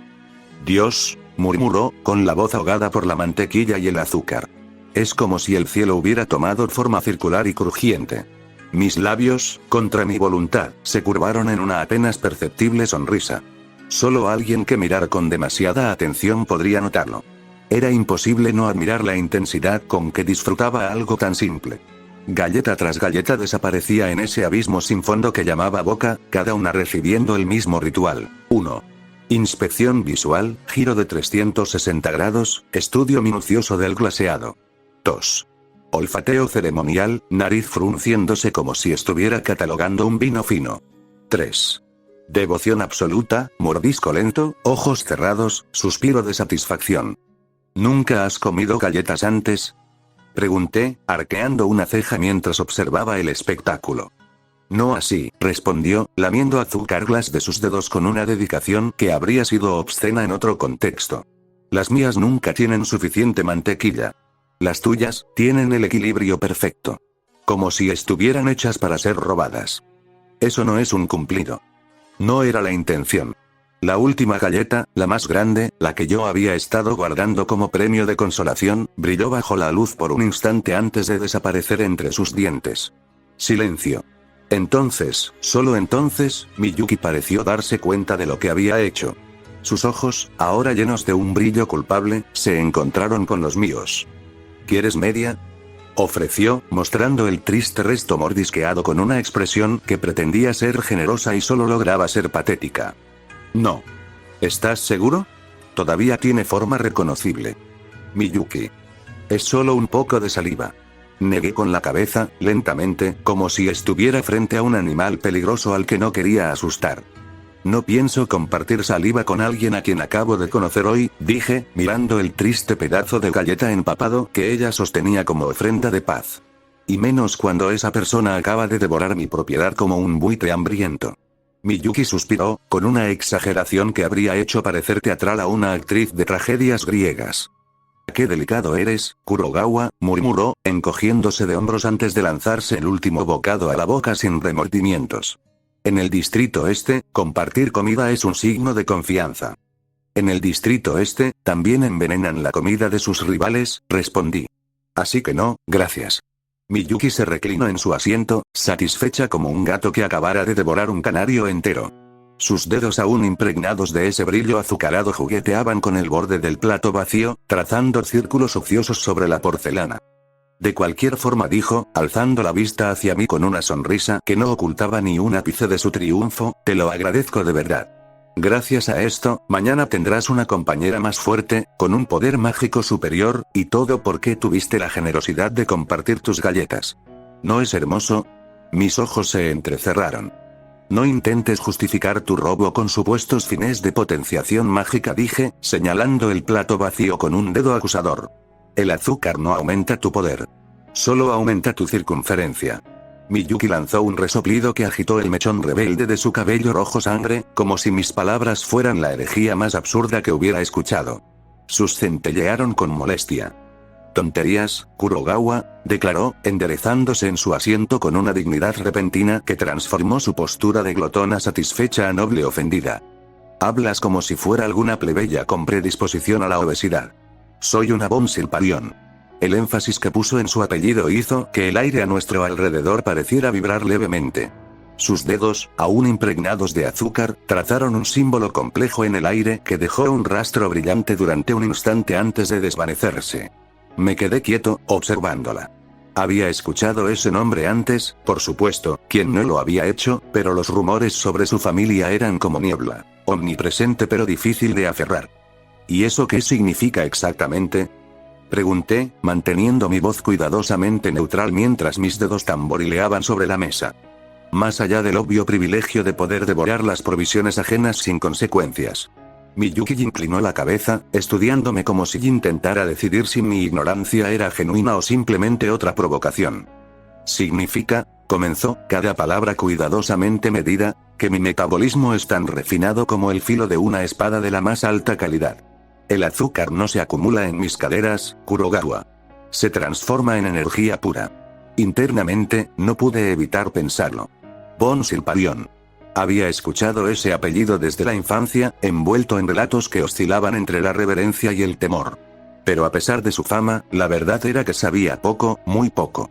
La mayoría de lo que conocía venía de susurros en pasillos oscuros, de libros con páginas omitidas y profesores que cambiaban de tema con una incomodidad apenas disimulada. No eran simplemente una familia poderosa en el sentido político o aristocrático. No. Los Von Silparion eran temidos por algo mucho más visceral: su poder en combate. De los cientos de grandes casas nobles, eran una de las pocas que aún cargaban con orgullo la herencia marcial. Mientras otros ostentaban riqueza o influencia, ellos cultivaban la fuerza, el talento innato, y algo más. Algo que los hacía diferentes. Peligrosos. Letales. Miyuki inclinó la cabeza, su mirada adquiriendo un brillo entre curioso y desafiante. ¿Sabes qué es lo que realmente hace especial a mi familia, Kurogawa? Yo simplemente me limité a negar con la cabeza. Sé que son fuertes, dije, manteniendo la voz baja pero clara. Sé que han ganado batallas imposibles. Pero jamás los he visto en acción. Es ese caso, tendré que hacerte una demostración. Levantó un dedo. Y entonces, no, espera. Eso no pasó. En realidad, fue mucho más sutil. Una pequeña llama brotó en la punta de su dedo índice, danzando sobre su piel como si fuera un juguete inofensivo. Roja. No el naranja brillante del fuego común, sino un rojo profundo, casi sangriento, con destellos de un violeta inquietante en su núcleo. El calor llegó antes de que mi cerebro pudiera procesarlo. Una oleada abrasadora golpeó mi rostro, como si alguien hubiera abierto la puerta de un horno al rojo vivo. Mis ojos se entrecerraron instintivamente, mis pestañas casi chamuscándose por la proximidad. El aire alrededor de la llama se distorsionaba, ondulando como un espejismo en el desierto. Era diminuta.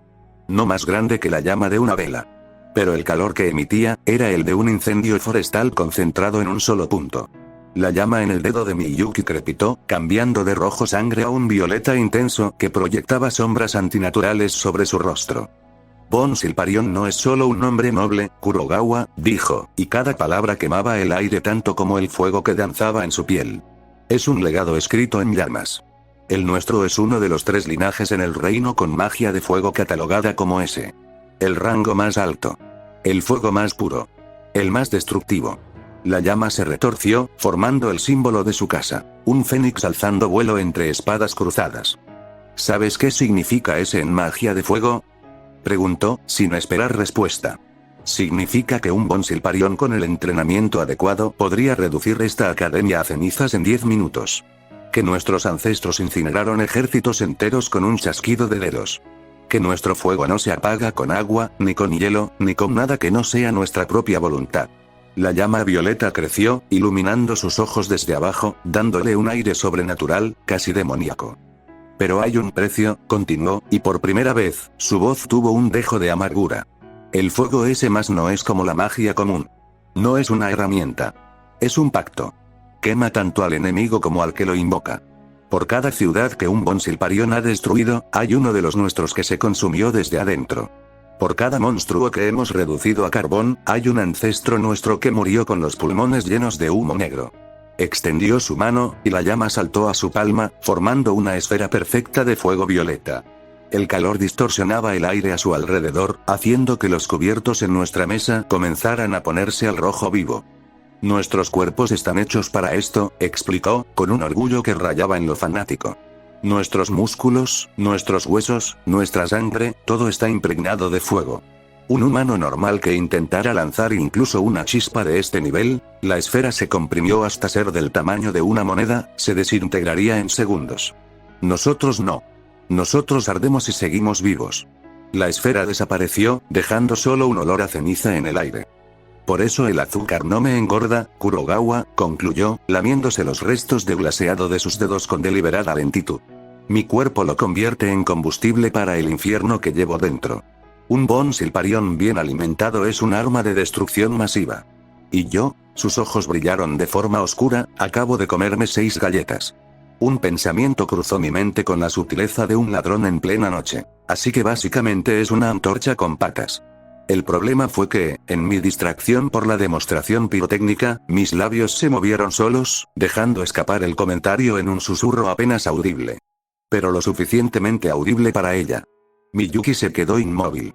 Sus ojos, que hasta hace un segundo brillaban con el orgullo de su linaje, se convirtieron en dos rendijas violetas cargadas de promesas dolorosas. ¿Qué fue lo que dijiste, Kurogawa? Preguntó, con una dulzura que habría hecho parecer inofensiva a una serpiente de cascabel. Mi instinto de supervivencia gritó. Dije, tragué saliva, sintiendo como el calor residual de su llama hacía que el sudor se acumulara en mi nuca, que eres una prodigio viviente. Un ejemplo de dominio mágico. Un mentiroso. Interrumpió, levantándose de un salto con tanta fuerza que su silla cayó hacia atrás. Sus dedos, que segundos antes habían sostenido fuego capaz de fundir acero, se cerraron alrededor del cuello de mi camisa, tirando de mí hacia ella hasta que nuestras narices casi se tocaron. ¿Una antorcha con patas? Susurró, con una voz que hervía como lava bajo roca. Su aliento olía a azúcar quemada y algo más profundo, más peligroso. A ese fuego interno que acababa de jurar que podía destruir ciudades. ¿De verdad eso es lo que ves cuando contemplas a una Von Silparion? En cualquier otra situación, me habría preocupado. Pero algo en su expresión, era demasiado divertido para mí. Bueno, respondí, sin poder evitar que mis pensamientos salieran a flote de nuevo, técnicamente, no negaste la comparación. Eso fue el detonante. Un chasquido de dedos. Un destello rojizo. Y de pronto sentí un calor insoportable en mis pantalones. Mierda. Fin de capítulo.